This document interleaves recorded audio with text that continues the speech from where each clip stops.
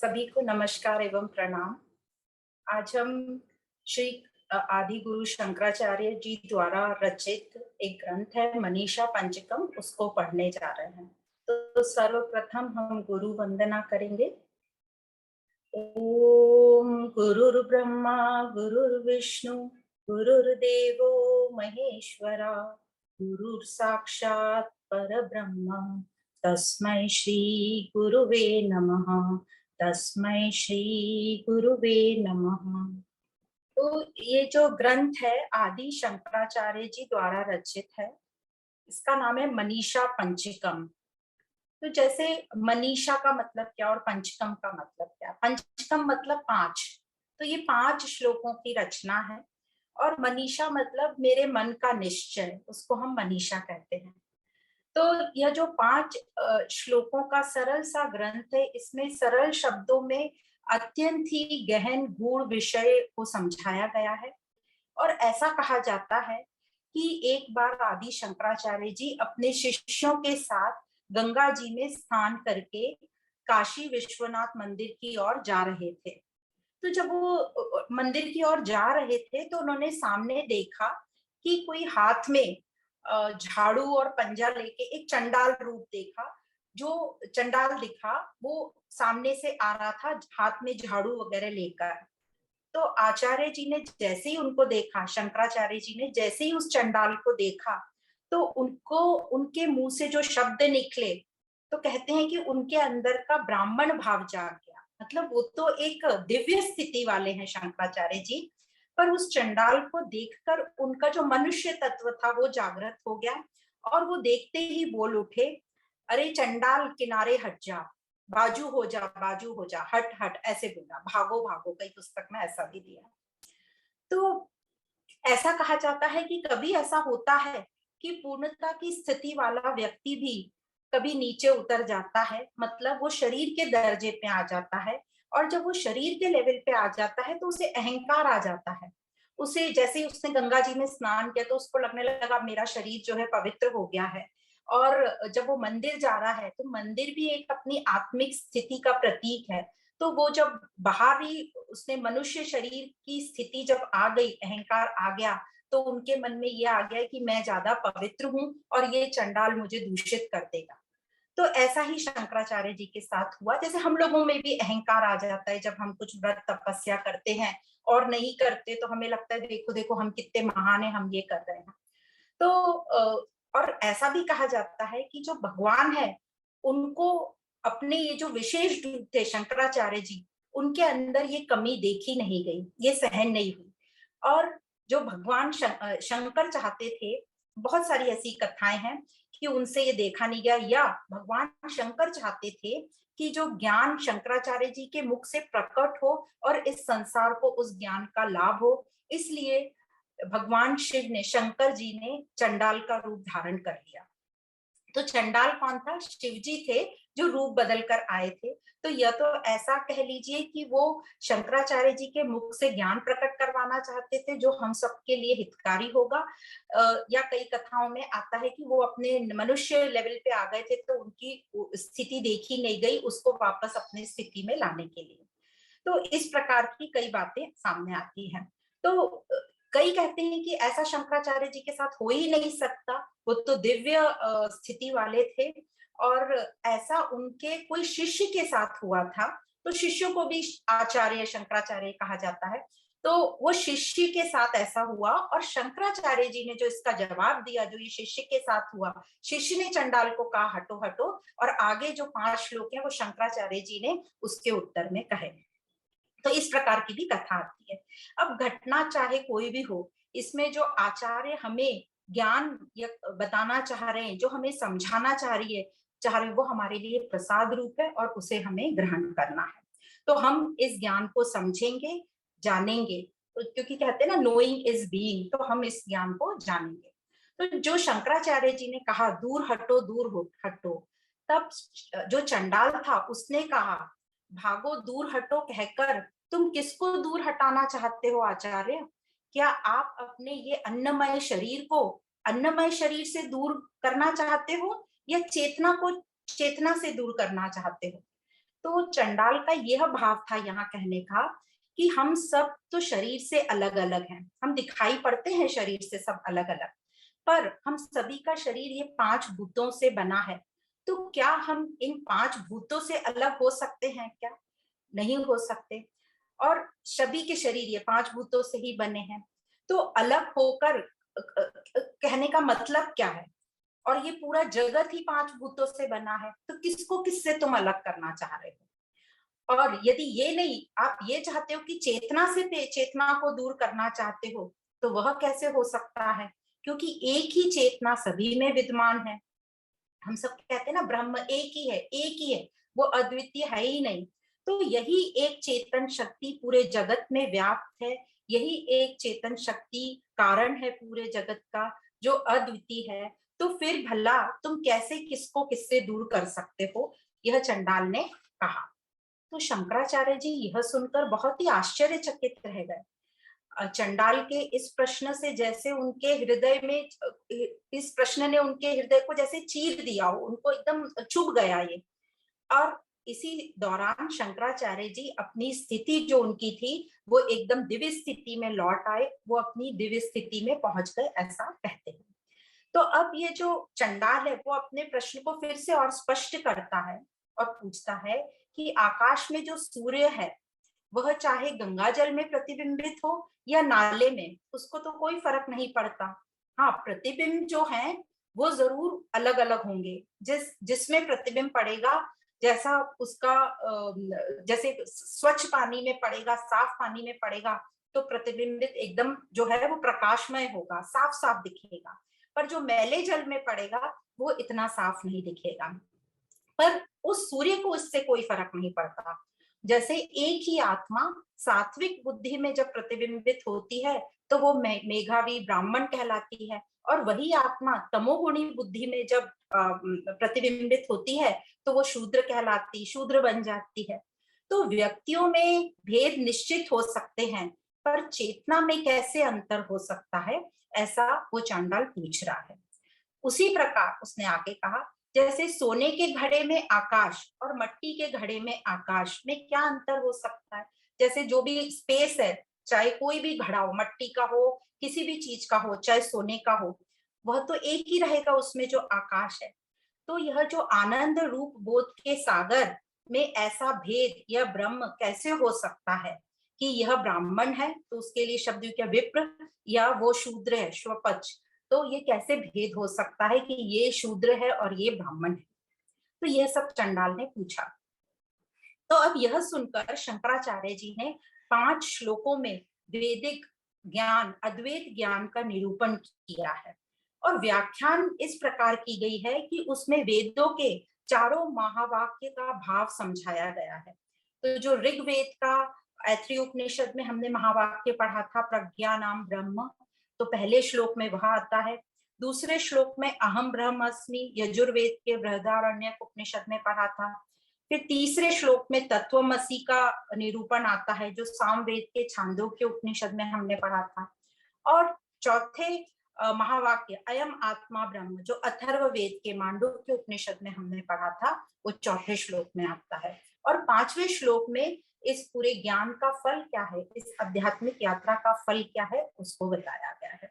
तो इस प्रकार शंकराचार्य जी ने मनीषा पंचकम, उनके मुख से ये ज्ञान के मनीषा पंचकम के रूप में ये बोल फूट पड़े, और जिसका लाभ या प्रसाद हम सबको आज मिल रहा है। तो जो पहला श्लोक है मनीषा पंचकम का, तो पहले हम क्या करते, 5 श्लोक पढ़ लेते, फिर एक एक श्लोक का हम निरूपण करेंगे। पहला श्लोक इस प्रकार है, जागृत स्वप्न सुषुप्तिषु स्फुटतरा या संविदुजुम्प्रथे या ब्रह्मादि पिपीलिकांत तनुषु प्रोता जगत् साक्षिणी सैवाहं न च दृश्यवस्तवति दृढा प्रज्ञापि यस्यास्ति चेत् चाण्डालोऽस्तु स तु द्विजोऽस्तु गुरुरे एषा मनीषा मम ब्रह्मैवाहमिदं जगच्च सकलं चिन्मात्र विस्तारितम् सर्वं चेतदविद्यया त्रिगुणया शेषं मया कल्पितम् इत्थं यस्य दृढमति सुखतरे नित्ये परे निर्मले चाण्डालोऽस्तु सतु द्विजोऽस्तु गुरुरे तेषा मनीषा मम शश्वन्नश्वरमेव विश्वम् अखिलम् निश्चित्य वाचा गुरोः नित्यं ब्रह्म निरन्तरं विमृशता निर्व्याज शान्तात्मना भूतं भावि च दुष्कृतं प्रदहता संविन्मये पावके प्रारब्धाय समर्पितं स्ववपुरे हितेशा मनीषा मम यातिर्यं नरदेवताभिर्हमेत्यन्तस्फुटं प्रहते यद्भासाहृदयाक्ष देह विषया भान्ति स्वतो चेतनाः तां भास्ये पिहितार्कमण्डलनिभां स्फूर्ति सदा भायन् योगी निवृत्तमानसो हि गुरुरे इत्येषा मनीषा मम यत्सौख्याम्बुदिलेशलेशत इमे शक्रादयो निवृता यच्चित्ते नितरां प्रशान्तकलने लब्ध्वा मुनिर्निवृतः यस्मिन्नित्यसुखाम्बुधो गलितधी ब्रह्मेव न ब्रह्मवित् यः कश्चित् सुरेन्द्रवन्दितपदो नूनं मनीषा मम नूनं मनीषा मम। तो इस प्रकार ये जो 5 श्लोक शंकराचार्य जी ने कहे, अब हम उनको समझेंगे कि उन्होंने इन सब श्लोकों में क्या कहा गया है। तो जो सर्वप्रथम हमने जो श्लोक पढ़ा जो इस प्रकार था, जागृत स्वप्न सुषुप्ति स्फुटतरा या संविदु जुम्रते या ब्रह्मादि पिपीलिकांत तनुषु प्रोता जगत साक्षिणी सैवाहं न च दृश्य वस्तवति दृढ़ा प्रज्ञापि यस्यास्ति चेत चांडालोस्तु सतु द्विजोस्तु गुरुरे तेषा मनीषा मम। तो यहाँ जो पहला श्लोक है इसमें पहली लाइन ही बोली है आदि शंकराचार्य जी ने, जागृत स्वप्न सुषुप्ति स्फुटतरा, मतलब ये जो तीनों अवस्था का जो साक्षी है वह कौन है? तीनों अवस्था का साक्षी वह मैं हूँ, वह चेतन स्वरूप है। तो ये पहले श्लोक में जो ऋग्वेद का महावाक्य है प्रज्ञा नाम ब्रह्म, इस महावाक्य के आधार पर शंकराचार्य जी ने इस श्लोक का बहुत ही सुंदर रचना करी है इस श्लोक की।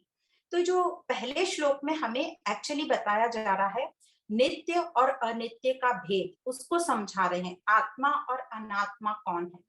तो हमने आदि शंकराचार्य जी की रचना विवेक चूड़ामणि में समझा था कि कैसे हमको नेति नेति की प्रक्रिया करके समझना है कि मैं ये भी नहीं हूं, मैं ये भी नहीं हूं, पंचकोश विवेक के द्वारा, दृक् दृश्य विवेक के द्वारा, कि मैं ये सब नहीं हूं, मैं ये दृश्य नहीं हूं, पर मैं इस दृश्य को देखने वाला हूं, मैं चेतना हूं, संविद, मैं वो साक्षी हूं, चेतना हूं, मैं साक्षी जो जागृत स्वप्न और सुषुप्ति सभी अवस्थाओं के सभी अनुभवों को जो प्रकाशित करती है, मैं वह साक्षी, वह ब्रह्म हूं जो सबको प्रकाशित करता है, प्रोता जगत साक्षी, और वह एक ही है।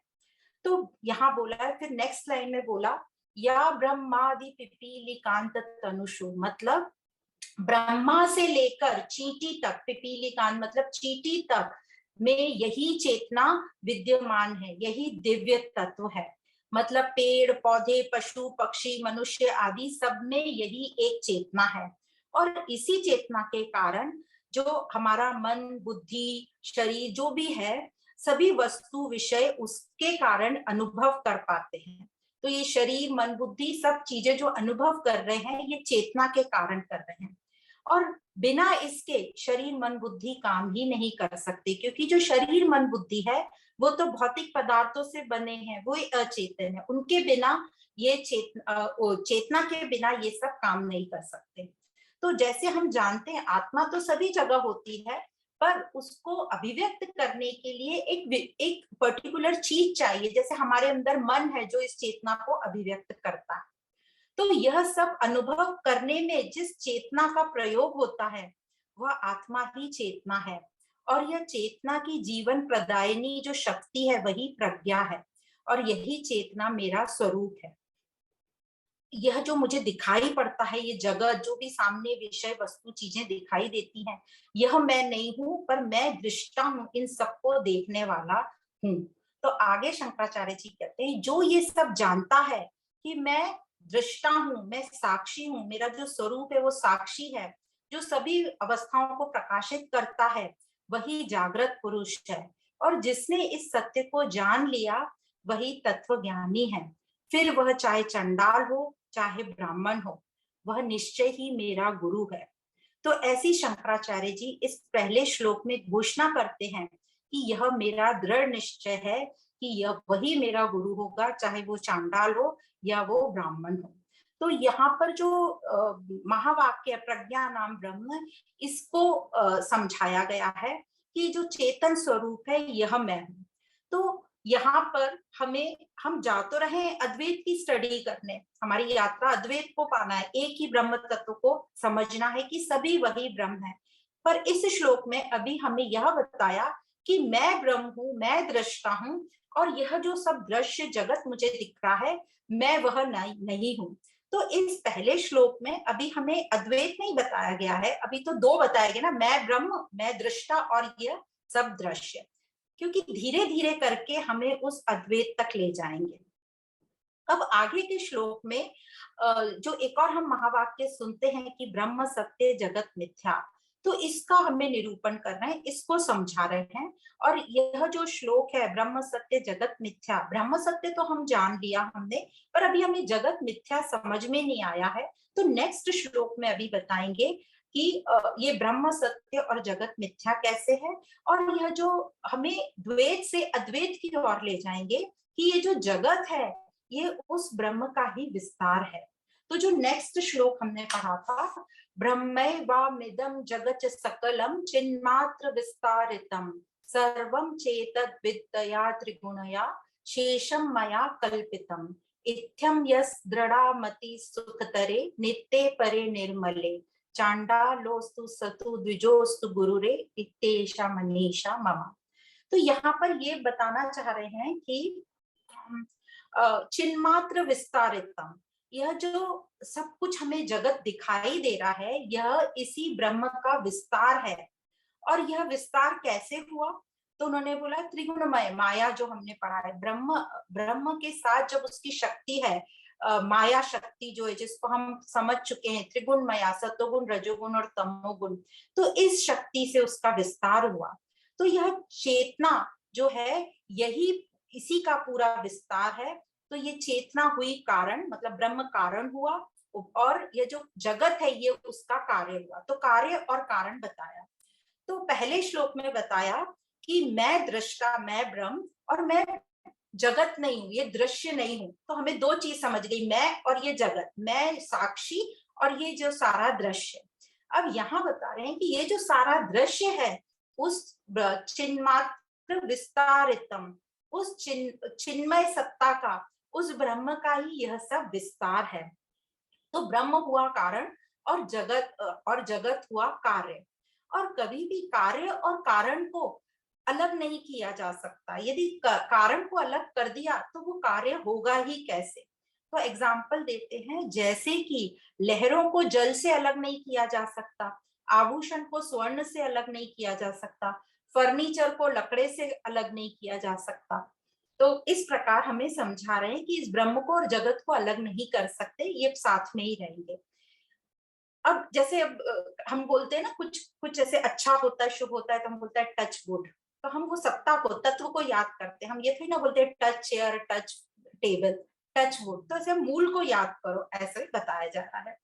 तो शंकराचार्य जी कह रहे हैं जिसको यह दृढ़ निश्चय हो गया है, क्या निश्चय हो गया है कि मैं ही ब्रह्म हूं और ये जो पूरा जगत है ये ब्रह्म का ही विस्तार है, सारा ये जो विस्तार है ये त्रिगुणमय माया के कारण हुआ है और मेरा ही विस्तार है, मैं ही सुख स्वरूप हूँ, नित्य हूँ और निर्मल हूँ।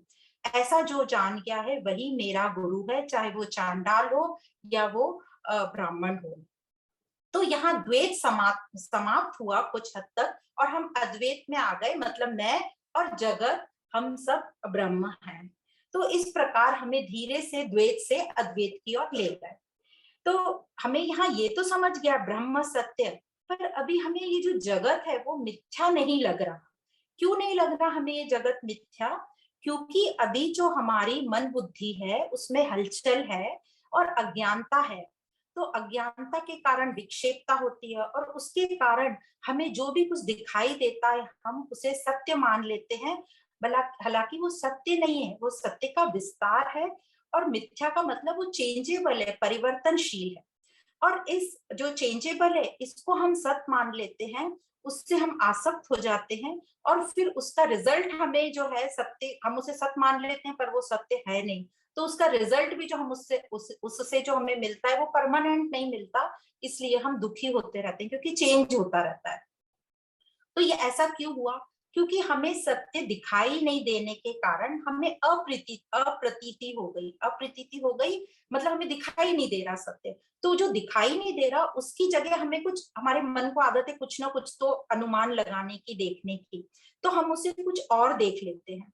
और इसी को कहते हैं अन्यथा प्रतीति, जिसको कहते हैं कुछ और देखते हैं हम उसकी जगह। मतलब हम जगत के पीछे जो सत्ता है उसको न देख के जगत को हम देख रहे हैं, उसको सत्य मान रहे हैं, और इसी को कहते हैं अविद्या।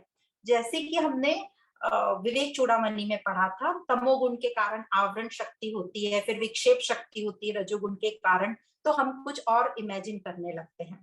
तो ये वेदांत, ये आध्यात्मिक यात्रा हमें क्या कराता है? ये हमसे मनन चिंतन कराता है और हमें वह विद्या देता है, हमें वो चक्षु देता है जिससे कि हम सत्य की ओर हमारा ध्यान जाए और हम इस सत्य को अनुभव कर पाए। तो जैसे कि हम रस्सी को सांप समझ लेते हैं, क्योंकि हमें एक तो रस्सी का ज्ञान नहीं है, फिर दूसरा अंधकार है वहां पे, मतलब अंधेरा है, तो अविद्या है, इसलिए हम उसको सर्प समझ लेते हैं। और जैसे ही रोशनी पड़ती है, उजाला आता है, तो हमें रस्सी साफ साफ दिखाई देने लगती है। फिर सर्प कहाँ गया? सर्प था ही नहीं। तो उसी प्रकार जब हमें ये ब्रह्म ज्ञान हो जाता है तो हमारी अप्रतीति जो है वो समाप्त होती है, और ये जो अन्यथा प्रतीति हमें हो रही है, हम कुछ और देख रहे हैं रस्सी की जगह सर्प, तो हम ब्रह्म की जगह ये जगत को, परिवर्तनशील जगत को सत्य मान रहे हैं। जो विषय वस्तु हमें जब सब दिख रहे हैं उन्हें हम सत्य नहीं मानेंगे। कहने का मतलब हमारे अंदर स्वीकार भाव होगा कि ये उसी का विस्तार है, ये चेंजेबल है, ये परमानेंट नहीं है, इससे मुझे परमानेंट सुख शांति या आनंद नहीं मिलेगा।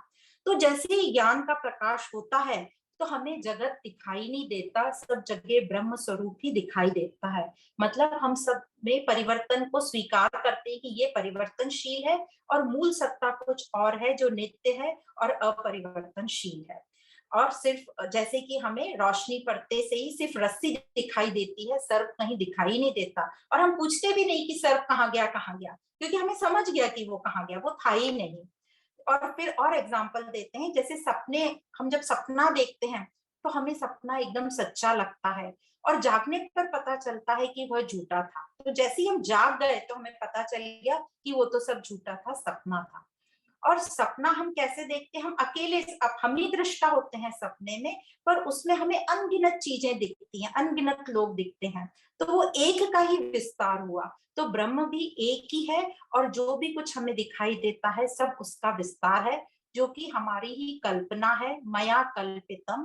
तो ब्रह्म सत्य हुआ और जगत मिथ्या हुई, मतलब चेंजेबल हुआ, मेरा इमेजिनेशन हुआ जो कि चेंजेबल है, परिवर्तनशील है। तो आचार्य जी कहते हैं जो इस प्रकार जान गया, जिसको ये दृढ़ निश्चय हुआ, क्या निश्चय हुआ?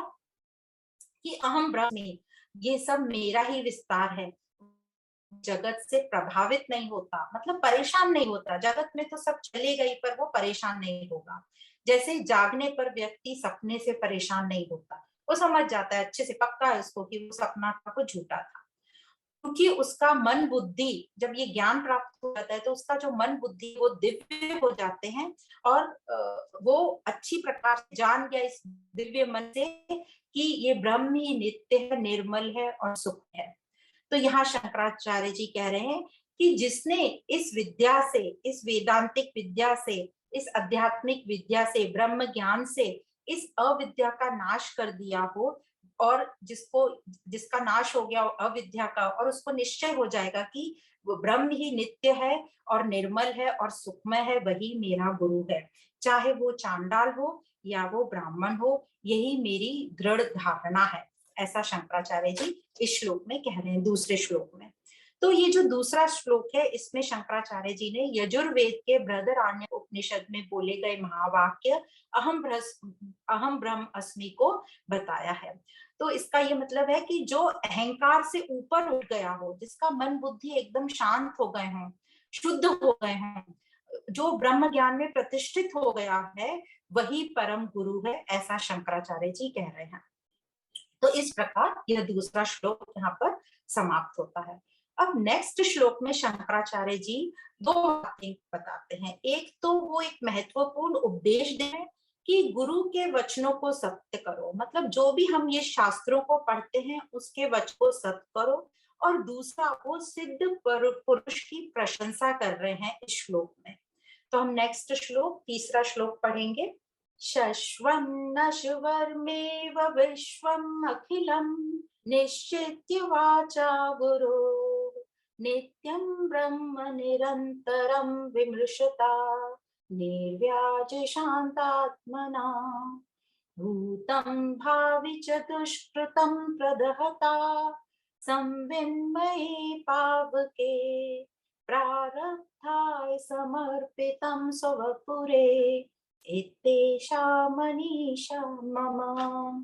तो यहाँ पर तीसरे इसमें बता रहे हैं कि जिसने अपने गुरु के वचनों पर विचार किया है और निश्चय कर लिया है, समझ लिया है।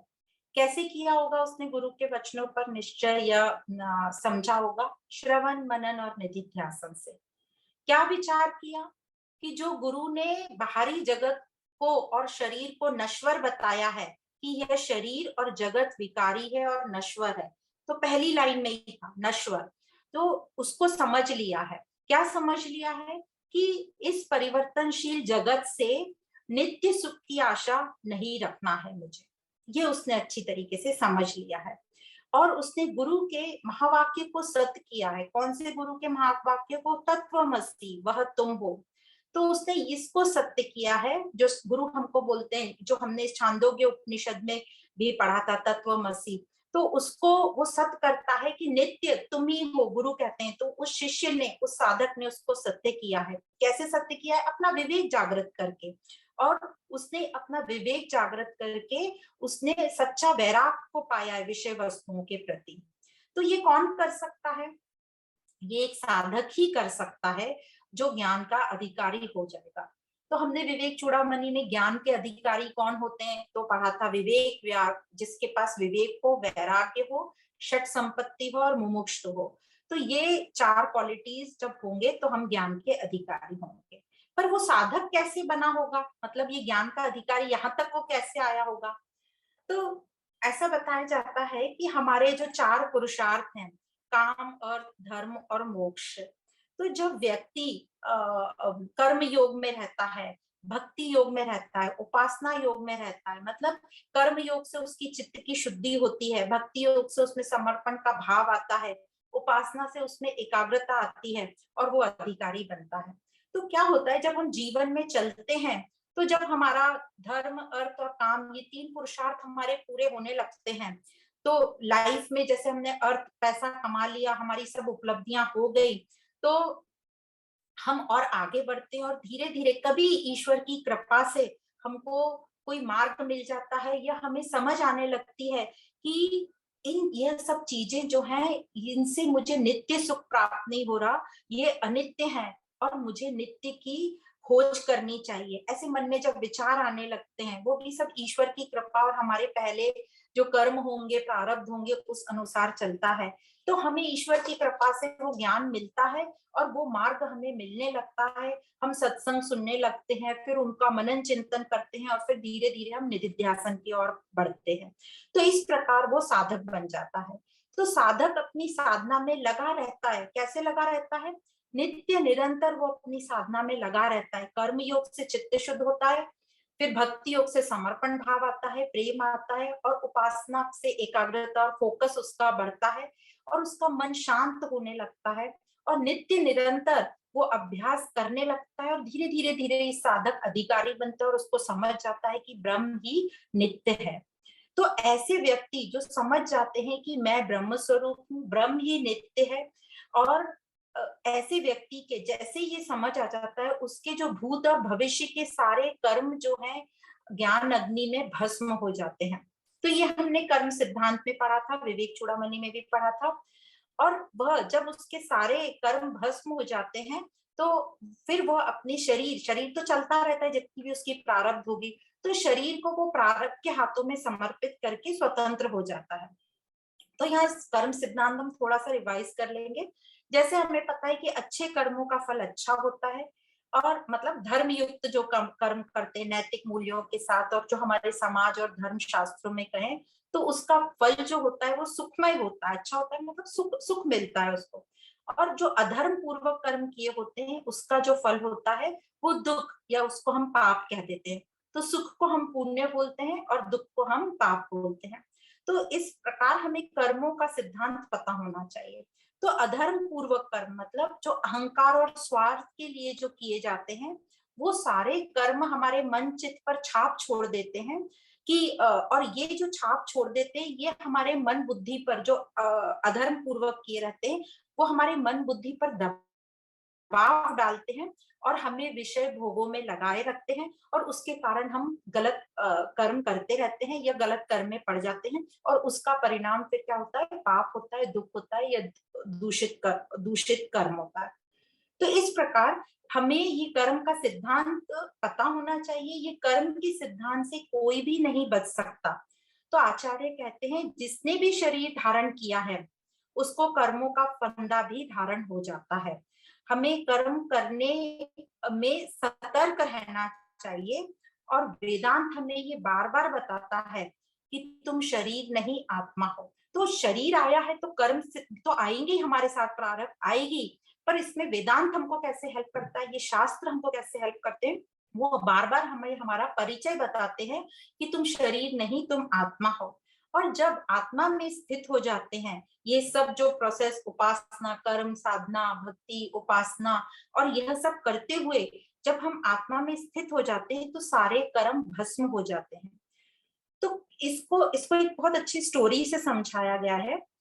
जैसे कि कोई भी हम कर्म करते हैं या कोई भी काम करते हैं उसका फल मिलता है।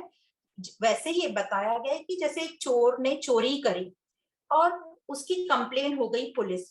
तो अब चोर ने चोरी करी है तो उसका फल तो उसको मिलेगा ही, उसकी पनिशमेंट तो उसको मिलेगी। तो पुलिस अधिकारी आते हैं उस चोर को पकड़ने के लिए। पर जब पुलिस अधिकारी उस चोर को पकड़ने के लिए आते हैं तो वो क्या देखते हैं कि वो जो चोर है उसकी मृत्यु हो गई। तो अब वो किसको पकड़ के ले जाएंगे? वो है ही नहीं, ये दोष सब शरीर पे लग रहे हैं, तो वो शरीर तो अब रहा ही नहीं। तो वो पुलिस खाली हाथ चली जाती है। तो इसी प्रकार जब हम ज्ञान में स्थित हो जाते हैं और हम अपने आप को आत्म स्वरूप मानने लगते हैं, तो जो शरीर की प्रारब्ध, जो शरीर पे दोष आए थे वो सब भस्म हो जाते हैं। मतलब हमें कुछ नहीं लगेगा अब ये शरीर के साथ कुछ भी हो। तो इस प्रकार जिसको ये निश्चय हो जाता है, या इस प्रकार गुरु के वाक्य का जो निश्चय कर लेता है, तो उसी को शंकराचार्य जी यहाँ कह रहे हैं कि ऐसा व्यक्ति जिसने गुरु के वाक्यों पर विचार कर लिया, शरीर को और क्या विचार कर लिया कि शरीर और जगत जो है वो नश्वर है, जिसने ये समझ लिया, जिसके मन में विवेक द्वारा वैराग्य आ गया, मतलब अब जिसमें कोई दोहरापन नहीं रह गया, छल कपट नहीं रह गया, जो उसी को बोला है निर्व्याज शांतात्मा नाम। तो जिसमें दोहरापन, खल कपट नहीं रह गया, जिसने ज्ञान अग्नि से सारी वासनाओं को भस्म कर दिया। पाव के शब्द आया है, समविन्मय पाव के, मतलब सब ज्ञान अग्नि से जला दिया है। तो उसके सारे भूत काल के सारे वासनाएं, जो भी कर्म डिपॉजिट थे, जिसको हम संचित कर्म या वासनाएं बोलते हैं, भविष्य में फल देने वाले जो भी कर्म थे, आगामी वासनाएं या कर्म जिसको बोलते हैं, ये सभी वासनाएं जो हैं ज्ञान अग्नि में भस्म हो जाएंगी और वो स्वतंत्र हो जाएगा। वो स्वतंत्र हुआ, वो बंधन मुक्त हुआ। किससे बंधन मुक्त हुआ? जीवन मरण से, बंधन के चक्र से वो बंधन मुक्त हुआ। तो ऐसा व्यक्ति शुद्ध चेतना में आ जाता है। जैसे जागने पर हम जो स्वप्न देखने वाला है, उसको कैसा भी स्वप्न आया है, वो बिल्कुल फ्री हो जाता है कि वो तो सब झूठा था, और वो शरीर को प्रारब्ध के हाथों में, ऐसा व्यक्ति शरीर को प्रारब्ध के हाथों में समर्पित करके अपने आप को स्वतंत्र करता है। तो शंकराचार्य जी कहते हैं, ऐसा व्यक्ति ही मेरा गुरु है, चाहे वो चांडाल हो या ब्राह्मण हो, यह मेरा दृढ़ निश्चय है। तो इस प्रकार इस श्लोक में शंकराचार्य जी ने सामवेद के छांदोग्य उपनिषद के महावाक्य तत्वमसि वही तुम हो के आधार पर अपने विचारों को प्रस्तुत किया गया है। तो हमने अभी पहले श्लोक में पढ़ा कि हमें नित्य अनित्य के बारे में बताया कि तुम नित्य हो, बाकी सब अनित्य है, ब्रह्म सत्य है, जगत मिथ्या है। तो हमें दो चीज बताई, तुम नित्य हो और संसार अनित्य है। तो ये दो चीज हो गई, द्वैत रहा। फिर दूसरे श्लोक में हमें बता दिया कि तुम ब्रह्म हो और ये पूरा तुम्हारा ही विस्तार है, चिन्मात्र विस्तारितम, मतलब ये तुम्हारा ही सब चेतनता का ही विस्तार है। तो वो सब क्या हुआ? सबका कारण ये चेतना, ये आत्मा ही हुई, पर वो परिवर्तनशील है, इसलिए उसको मिथ्या बोला गया और कहा गया कि उससे हमें वो नित्य सुख या आनंद प्राप्त नहीं होगा। और तीसरे में बताया कि ये साधनाएं बताई कि कैसे हम वो अधिकारी बने ज्ञान के, हम वहां तक कैसे पहुंचे कि हम आत्मा की स्थिति में आ पाए। तो हमें सब साधनाएं बताई कि कैसे करना है। पहले बताया कि गुरु के वाक्यों को हमें सत्य साबित करना है, और कैसे करना है वो बताया कि जगत नश्वर है, शरीर नश्वर है, तू नित्य है। तो और तू ही सुखमय है, निर्मल है। तो इस पर हमें विचार करने को बोला। और ये विचार कैसे होता, साधक कैसे बनता है? जब वो कर्म योगी बनता है, भक्ति योगी बनता है और उपासना योगी बनता है, ध्यान योगी, तो उसकी चित्त की शुद्धि होती है, समर्पण भाव होता है, और कहीं ना कहीं ईश्वर की कृपा से जब उसमें विचार आता है कि ये सब तो अनित्य है, इससे मुझे नित्य सुख नहीं मिल रहा है, कितना भी मैं कोशिश कर लूं, तो मुझे नित्य की तलाश करनी है। तो उसके सामने रास्ते खुलते हैं, उसके सामने सत्संग आता है, शास्त्र आता है, वो ऐसे लोगों से मिलता है जहां से उसे ज्ञान की प्राप्ति होती है। फिर वो उस ज्ञान में, साधना में नित्य निरंतर लगा रहता है और वो उस स्थिति को प्राप्त कर लेता है। तो शंकराचार्य जी कह रहे हैं कि मेरे लिए यही व्यक्ति गुरु है, जो अपने आप को, जिसने जान लिया कि यह सब नित्य कौन है और अनित्य कौन है, और चाहे वो फिर चंडाल हो चाहे ब्राह्मण हो, वही मेरा गुरु है, ऐसा मेरा दृढ़ निश्चय है। अब आते हैं चौथे श्लोक पे। यातिर्यंग नर देवताभिर्हमे इत्यन्तस्फुटं गृहते यद्भासार्दयाक्ष देह विषया भान्ति स्वतो चेतनाः तां भास्यः पीतार्कमण्डलनिभां स्फूर्ति सदा भावयन् योगी निर्वृत मानसो हि गुरुरे मनीषा मम। तो यहाँ पे शंकराचार्य जी कह रहे हैं, वही एक सबको प्रकाशित कर रहा है। किसको? सबको, पशु, मनुष्य, देवता आदि सभी प्राणियों को। उसके प्रकाश से ही मन, बुद्धि, इंद्रियां, जो सब जड़ होते हुए भी चेतन भासित हो रहे हैं। तो यहाँ पे एग्जाम्पल दिया है, जैसे बादलों के पीछे सूर्य बादलों को प्रकाशित करता है, हमें सूर्य दिखता नहीं, उसके सामने बादल आ जाते, फिर भी हमें वो बादल दिखते हैं, और हम कहते हैं सूर्य नहीं दिख रहा, सूर्य छुपा हुआ रहता है। तो जैसे बादलों के पीछे सूर्य की तरह अपने प्रकाश से सबको प्रकाशित करता है, तो आत्मा भी सभी भौतिक पदार्थों के पीछे छिपा हुआ है और वो सबको प्रकाशित कर रहा है, उस पर हमारा ध्यान नहीं जाता। जैसे सूर्य के सामने बादल आ जाते हैं तो हमारा सूर्य पर ध्यान नहीं जाता, हालांकि हमें जो सब कुछ दिख रहा है, बादल वगैरह, वो सूर्य के प्रकाश से ही दिख रहे हैं, पर हमारा ध्यान सूर्य पे नहीं जाता।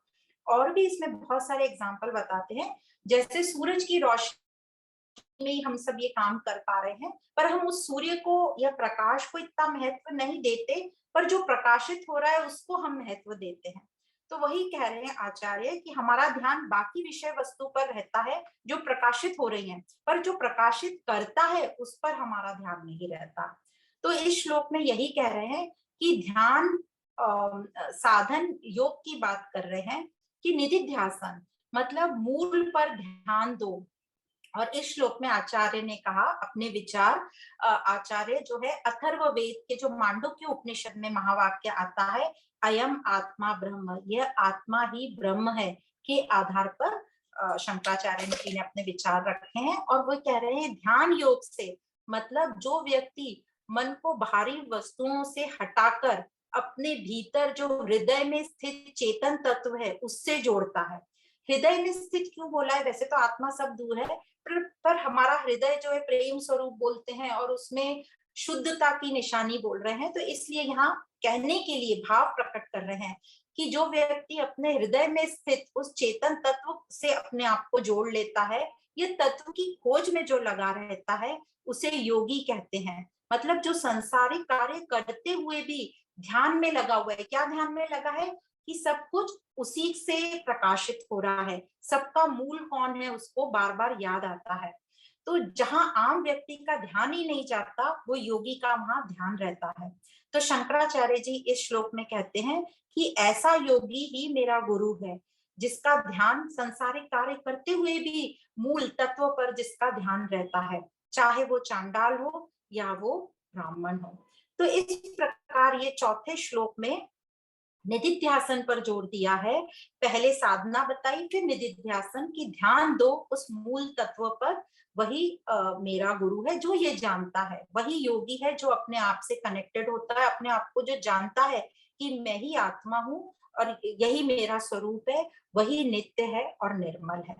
तो ये बताया चौथे श्लोक में। फिर आते हैं पांचवें श्लोक में, यत् सौख्याम्बुदिलेश लेशत इमे क्रादयो निवृत्ताः यच्चित्ते नितरां प्रशांत कलने लब्ध्वा मुनि निवृतः यस्मिन् नित्य सुखाम्बुधो गलितधि ब्रह्मेव न ब्रह्मवेत् यः कश्चित् सुरेन्द्र वन्दित पदो नूनं मनीषा मम, नूनं मनीषा मम। तो यहाँ तक जो 4 श्लोकों में हमने पढ़ लिया कि शंकराचार्य जी ने वेदांत का सार इन 4 महावाक्यों के आधार पर हमें बता दिया। तो हम समझेंगे पूरे उपनिषदों का सार इसमें आ गया। अब मनीषा पंचकम के द्वारा ये 5वें श्लोक में आत्मज्ञान का फल बता रहे हैं कि यह आध्यात्मिक यात्रा जो हम करेंगे उसका फल क्या है। तो हमको क्या क्या हमारे दिमाग में आता है कि क्या फल होगा। तो इस आध्यात्मिक यात्रा हम जो भी कुछ करते हैं इस जीवन में क्यों करते हैं, हमें आनंद चाहिए, शांति चाहिए। जो भी करते हैं या नहीं करते हैं वो आनंद की प्राप्ति के ही लिए करते हैं। तो यहाँ भी इस आध्यात्मिक यात्रा का जो फल है वो आनंद है, और उसके बारे में शंकराचार्य जी यहाँ बता रहे हैं कि हम सभी आनंद शांति चाहते हैं। उसी के लिए हर कोई हर समय प्रयत्न करता रहता है, चाहे वो किसी भी तरह किसी भी मार्ग से जाए, चाहे वो भोग के मार्ग से जाए, चाहे योग के मार्ग से जाए, सभी का फाइनली जीवन का सबका लक्ष्य कि हमें आनंद चाहिए, हैप्पीनेस जिसको कहते हैं। तो हम सभी वही चाहते हैं। तो यहाँ इस श्लोक में कह रहे हैं कि जो योगी परम शांति की अवस्था में उस आनंद के सागर में पहुंच जाता है, उस आनंद का सागर में पहुंच जाता है। अभी हम तो छोटे छोटे आनंद में ही हैं, ये बोल रहे हैं जो योगी इस पूरी आध्यात्मिक यात्रा पर चलता है, नित्य निरंतर प्रैक्टिस करता रहता है, वो 2 शब्द बोले, परम शांति और आनंद का सागर। तो परम शांति होगी तभी हम उस आनंद के सागर में पहुंच पाएंगे। तो यहाँ हमको बहुत सारी चीजें समझने की है। जैसे कि हमने तैत्तिरीय उपनिषद में पढ़ा था, तैत्तिरीय उपनिषद में भी बताया था, ऐत्रेयी उपनिषद में भी बताया था और बृहदारण्यक उपनिषद में भी, तीनों में भी तैत्तिरीय उपनिषद में ब्रह्मानंद वली जो हमने पढ़ा था, उसमें आया था आनंद का जो परम आनंद है, ब्रह्मानंद है, उसको कंपेयर किया था भौतिक आनंद से। तो उसको हम रिवाइज कर लेंगे। वो क्यों किया था कंपेयर? क्योंकि ये हमारी दूषित बुद्धि को समझाने के लिए कि परम आनंद क्या है और ये भौतिक आनंद क्या है, वो हमें समझाने के लिए, उस परम आनंद का महत्व बताने के लिए हमें बताया गया, तो उसकी विशालता बताने के लिए। तो आनंद का सागर ही बोल रहे हैं, तो उससे ही हम विशालता समझ जाएंगे। अभी हम और समझेंगे। तो यहाँ भी इस श्लोक में भी वो यही बता रहे हैं कि इसलिए जो आनंद का सागर प्राप्त होगा योगी के, प्रशांत, जब मन उसका प्रशांत हो जाएगा तब वो आनंद का सागर को प्राप्त हो जाएगा, मतलब ब्रह्म में लीन हो जाएगा, वो खुद ही ब्रह्म बन जाएगा। तो यहाँ यही बता रहे हैं, वो योगी तो आनंद का सागर को प्राप्त कर लेगा, पर जो बाकी जो हम सब हैं, देवी देवता इंद्र जो हैं, उस आनंद के सागर की एक एक बूंद, मतलब लेश लेश जो बोला है, मतलब वो बूंदी से हम इतने खुश हैं, तो सोचो वो सागर में कितना आनंद होगा, यह बता रहे हैं। हम एक बूंद से ही तृप्त हो रहे हैं और उस आनंद सागर को कंपेयर कर रहे हैं। तो मैं बताती हूँ कैसे उस आनंद सागर को बताया गया है, एक डायग्राम से हम समझेंगे। तो ये आनंद मीमांसा कहा जाता है इसको। मीमांसा मतलब विचार करना। तो ये आनंद क्या है? तो ये हम सब अब जान गए हैं कि ये आनंद जो है मेरा ही स्वरूप है। पर क्यों मुझे ये मेरा ही स्वरूप समझ में नहीं आ रहा? क्योंकि हमारे जो मन बुद्धि है वो बहुत ही दूषित हैं अभी। तो अब, और अब दूषित तो हैं, और अब हम सब चाह रहे हैं कि इस आनंद को प्राप्त करें। तो आनंद को प्राप्त करने के दो रास्ते हैं। पहले हम दूसरा डायग्राम देख लेते हैं। आनंद को प्राप्त करने के जो दो रास्ते हैं वो है भोग का रास्ता और योग का रास्ता। तो ये आनंद को पाने के दो मार्ग हैं, भोग या योग। तो जो भोग है वो तो विषयों पर आधारित होगा। तो विषय, जैसे हमें मन हुआ कि हमें आइसक्रीम खानी है और आइसक्रीम मिल गई, तो हमें, हमारा उस टाइम के लिए जो हमारा मन और बुद्धि है वो शांत हो जाएंगे और हमें आनंद प्रकट होगा। हमारा वो जो आनंद हमें मिल रहा है वो एक्चुअली है हमारा स्वरूप का ही आनंद का प्रतिबिंब, जो थोड़ी देर के लिए हमारा मन शांत हुआ था क्योंकि हमारी इच्छा पूर्ण हो गई थी। पर जैसी वो इच्छा पूरी होने लगती है, हमें और कुछ भी चीज दिखने लगती है, हमें और दूसरी आइसक्रीम या मैंगो मिल्क शेक दिखने लगता है और हमें लगता है नेक्स्ट टाइम हम आएंगे तो ये लेंगे।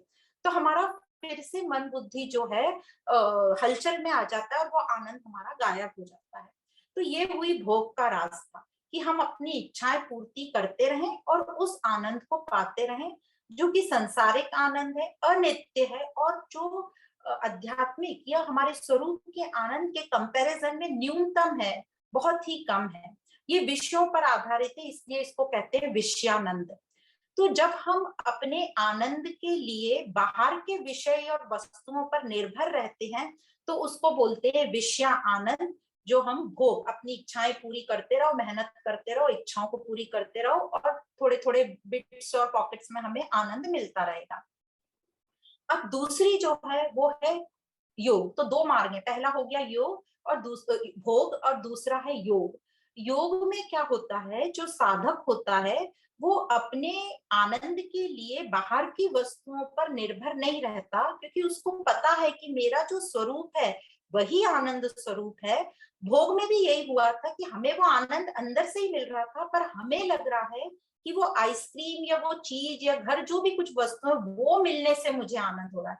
तो हमने भोग में अपने स्वरूप आनंद को कर लिया कि वो मुझे बाहर के मिलने पर ही प्रकट हो रहा है। अब योग में उसको अच्छी तरह समझ में आ गया, आध्यात्मिक यात्रा में, कि ये जो आनंद स्वरूप है ये मैं ही हूं। तो वो मुझे वस्तु मिले या नहीं मिले, मैं आनंद में ही रहूंगा क्योंकि मेरा वो स्वरूप है। तो इसलिए ये साधना से उसका मन और बुद्धि शांत रहते हैं, और जब मन और बुद्धि उसके शांत रहते हैं तो जो स्वरूप का प्रतिबिंब हमेशा उसका झलकता रहता है, वो आनंद में रहता है। तो इस प्रकार जो आध्यात्मिक यात्रा का जो आनंद है वो नित्य है, वो अनंत है। इसलिए उसको कहते हैं स्वरूपानंद या परमानंद या ब्रह्मानंद।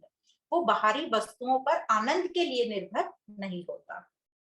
तो योग में क्या होता है, वो एक तरीके का त्याग कर लेते हैं इच्छाओं का। आनंद पाने के लिए इच्छाएं पूरी होना जरूरी नहीं है, तो इसलिए कहा जाता है कि इच्छाओं का उसने त्याग किया।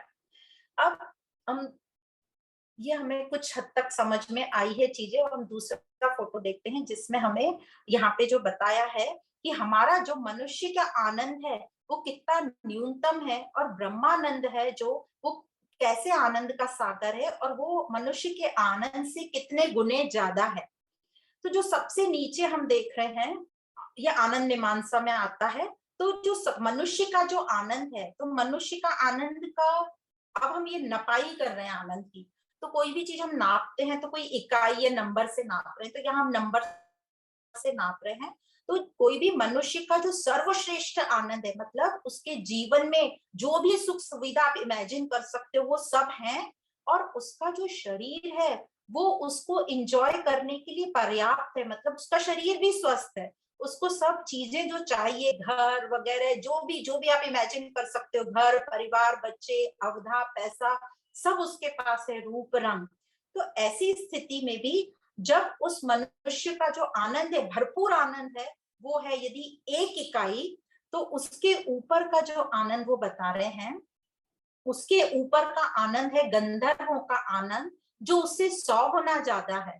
तो जो नेक्स्ट लेवल हमने बताया 10 पर 2 लिखा है, मतलब 100 गुना उसका आनंद है गंधर्वों का। गंधर्वों का मतलब उनकी मनुष्यों से आध्यात्मिक साधना थोड़ी बेहतर है, उनका मन बुद्धि हमारी मनुष्य स्थिति से थोड़ा बेहतर है। तो अब यही मनुष्य जो है ये गंधर्व कहला रहा है, जिसने अपने मन बुद्धि पर थोड़ा काम कर लिया है। फिर और ऊपर जाएंगे तो गंधर्व के ऊपर बताया गया देव गंधर्व, तो जिनकी आनंद का जो नाप है वो है मनुष्य से 10 पर 4, मतलब गंधर्वों से और 100 गुना।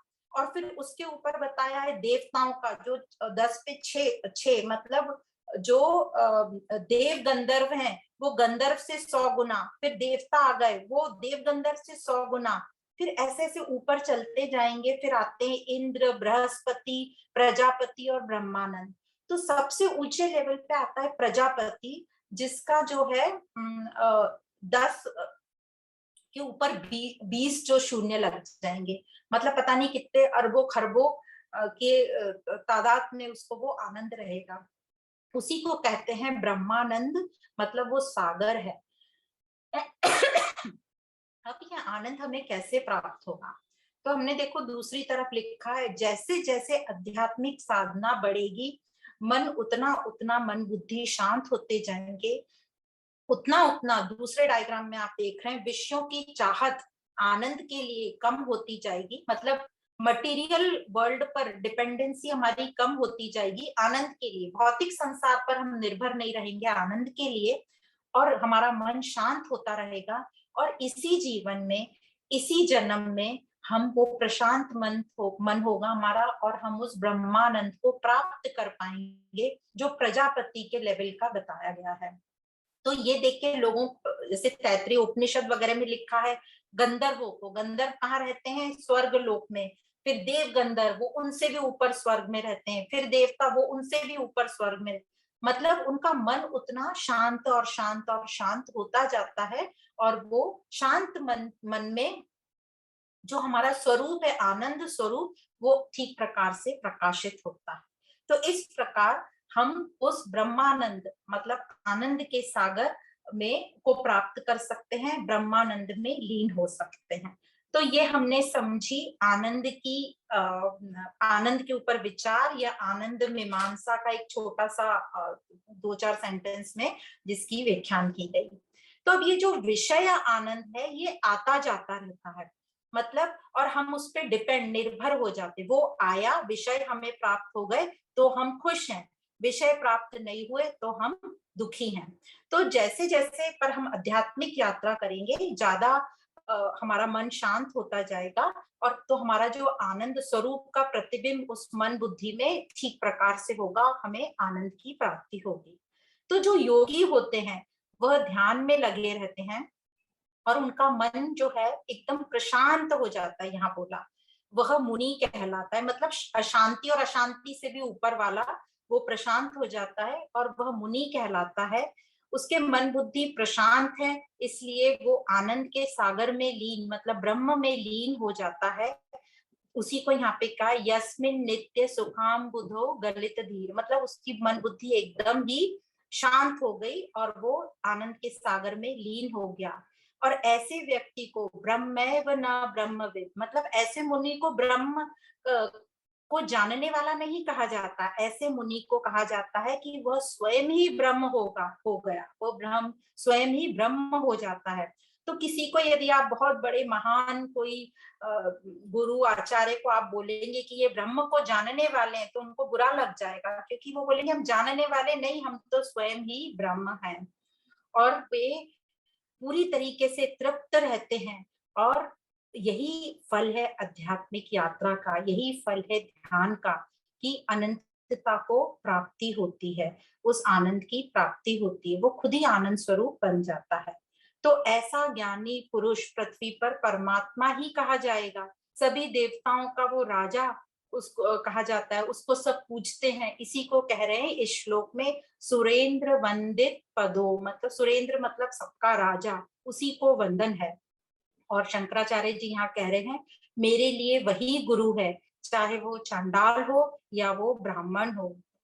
नूनम मनीषा मम, यही मेरा दृढ़ निश्चय है, वह पूजनीय है, चाहे वो चांडाल हो या वो ब्राह्मण हो। तो इस प्रकार इन 5 श्लोकों में आदि शंकराचार्य जी ने हमको अध्यात्म से अद्वैत की तरफ ले गए, हमें साधना के बारे में बताया। तो पहले श्लोक में हमने नित्य अनित्य को समझा, पंचकोश विवेक के द्वारा वो कर सकते हैं, और दृग दृश्य विवेक से हम कर सकते हैं। जो सबका साक्षी है चैतन्य, वह मैं हूं, ऐसा बताया। और वह चैतन्य शक्ति ही प्रज्ञा है, प्रज्ञा नाम ब्रह्म, जो ऋग्वेद ऐत्रेय उपनिषद का लक्षण वाक्य है, यह चेतना ही मेरा स्वरूप है, बताया पहले श्लोक में। तो तीनों अवस्थाओं को बताया, जागृत स्वप्न सुषुप्ति, सबका जो साक्षी है सभी अवस्थाओं और अनुभवों का, वह मैं हूँ। फिर दूसरे श्लोक में जो हमें ब्रह्म सत्य और जगत मिथ्या कैसे है वो बताया। कैसे बताया कि एक ही चिन्मय सत्ता, सबका विस्तार वही है, ब्रह्म का विस्तार, चिन्मय चिन्मात्र विस्तारितम, चैतन्य का विस्तार ही ये जगत है। तो यहाँ बता दिया, क्या बता दिया हमें कि ये मैं और ये जगत सभी ब्रह्म है। जो हम बोलते हैं ना ईशावास्य इदम सर्वम, सब जगह वासुदेव सर्वम, सब जगह भगवान है। तो ये बता दिया कि वह सब भगवान ही है। पर कारण और कार्य बताया, कारण सबका ब्रह्म है, कार्य ये जगत है, और कारण और कार्य को अलग नहीं किया जा सकता। और बहुत सारे एग्जाम्पल से हमने समझाया। और अहम ब्रह्म अस्मि जो यजुर्वेद का बृहदारण्यक उपनिषद का महावाक्य है, जो कि उद्घोषणा वाक्य है, उसको यहाँ बताया गया। तीसरे श्लोक में हमें बताया कि जो गुरु वचन है उसको सत करो, और सिद्ध पुरुष की प्रशंसा की यहाँ पे आचार्य ने। तो जो गुरु वचन है तत्वमसि उपदेश वाक्य जो है सामवेद का छांदोग्य उपनिषद का, उसे बताया गया। और हमें बताया कि कौन ज्ञान के अधिकारी हैं और हम कैसे ये साधक बन सकते हैं, कर्म योग, भक्ति योग और उपासना या योग बताया। और जब ये हमारी साधनाएं उपासनाएं कंटिन्यूस रहेंगी और हम अपने ऊपर काम करते रहेंगे, तो हम वो आत्मिक स्थिति को प्राप्त करेंगे। हमारे जो है भूत और भविष्य सारी वासनाएं जो हमारी हैं वो ज्ञान अग्नि से भस्म होंगी, और हम जन्म मरण के खेल से स्वतंत्र होंगे। हमें कर्म सिद्धांत भी बताया कि अच्छे कर्मों का नतीजा पुण्य होता है, बुरे कर्मों का नतीजा पाप होता है। तो हमें कर्म सिद्धांत को याद रखना है, उसके हिसाब से हमें काम करना है। फिर हमें चौथे श्लोक में बताया ध्यान योग निदिध्यासन, इसको बोलते हैं वैदिक ध्यान, मतलब अपने ऊपर मनन चिंतन करके जो मूल है उस पर हमारा फोकस होना चाहिए, मूल पर ध्यान होना चाहिए। और यहाँ पर जो महावाक्य अयम आत्मा ब्रह्म अभ्यास वाक्य, कि मैं, अभी तक तो हमने सब उपदेश सुना था कि तत्वमसि तुम ब्रह्म हो, ये सब, अब ये हो गया अभ्यास वाक्य, मैं अपने आप का अभ्यास करूं कि मैं आत्मा ब्रह्म, अयम आत्मा ब्रह्म। तो मूल पर हमें ध्यान देना है, और मूल पर ध्यान देते से ही हमारी जो हमें विद्या प्राप्त होती है ब्रह्म विद्या, जिससे हमारी अविद्या का नाश होता है। और 5वें श्लोक में हमें बताया कि ये आध्यात्मिक यात्रा का फल क्या है। तो इसका बताया फल है आनंद, आनंद सागर में लीन हो जाता है, ब्रह्म में लीन हो जाता है। तो ये आध्यात्मिक यात्रा का जो फल है, जो योग का फल है, तो उससे योग से हमारी सांसारिक इच्छाएं जो हैं, जो आनंद के लिए जिस पर हम निर्भर करते हैं, वो निर्भरता हमारी समाप्त होगी। जैसे जैसे हमारी आध्यात्मिक साधना बढ़ेगी, हमारी ये इच्छाएं मतलब निर्भरता हमारी कम होगी और हम स्वरूप को प्राप्त होंगे। तो शंकराचार्य जी ने उस चंडाल को ये सब उत्तर दिए, उसके निमित्त हमें ये ज्ञान मिल रहा है, चाहे जो ये सब जानता है तत्व को, वही मेरा गुरु है, चाहे वो चंडाल हो चाहे वो ब्राह्मण हो। तो यहाँ पर जो हम छूत अछूत और ऊपर नीचे कास्ट और जाति की बातें करते हैं, वो भी इसमें सब कवर हो गया और ये हमें अत्यंत ही आनंद पूर्वक ज्ञान प्राप्त हुआ है। आदि शंकराचार्य जी द्वारा मनीषा पंचकम समाप्त। आप सबको बहुत बहुत धन्यवाद।